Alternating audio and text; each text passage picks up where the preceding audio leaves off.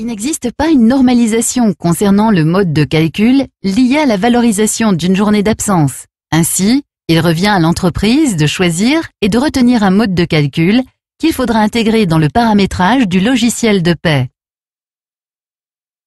Un employé verra son absence évaluée selon différentes unités de décompte que sont les jours calendaires, les jours ouvrables ou les jours ouvrés.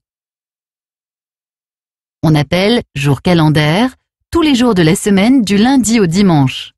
On appelle jour ouvrable tous les jours de la semaine à l'exception du jour de repos et des jours fériés. Enfin, on appelle jour ouvré les jours effectivement travaillés lorsque le temps de travail hebdomadaire est réparti sur 5 jours. La Cour de cassation préconise le calcul suivant.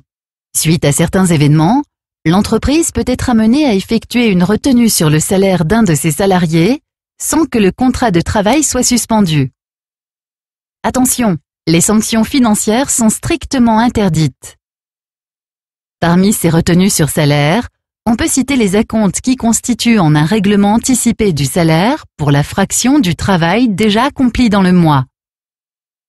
Il est à noter que l'employeur ne peut pas refuser de verser un acompte au salarié le demandant.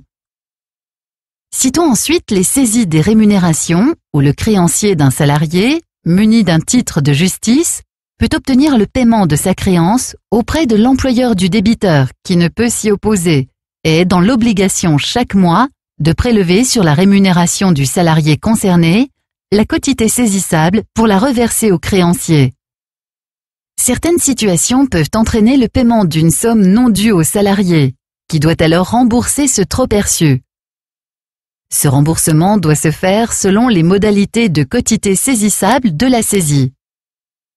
En effet, l'employeur ne peut pas prélever en une seule fois le remboursement d'un trop versé, sauf si ce montant est inférieur à la quotité disponible. Enfin, nous pouvons citer les avances et prêts accordés aux salariés qui, à l'inverse de l'acompte, peut correspondre à une somme supérieure à la fraction de travail déjà exécutée. Son versement n'est pas une obligation pour l'employeur. Le Code de la sécurité sociale répertorie les conditions d'ouverture de droit et de calcul du montant de cette indemnisation. L'employeur est tenu de verser un complément de salaire partiel ou total selon les modalités légales ou conventionnelles. Notons que l'entreprise dispose d'un droit de regard sur les arrêts de travail en cas de complément de salaire et peut organiser une contre-visite médicale au domicile du salarié pour apprécier la validité et la véracité du repos. Et déclara indiquer parmi les éléments suivants ceux pouvant entraîner un report des congés payés.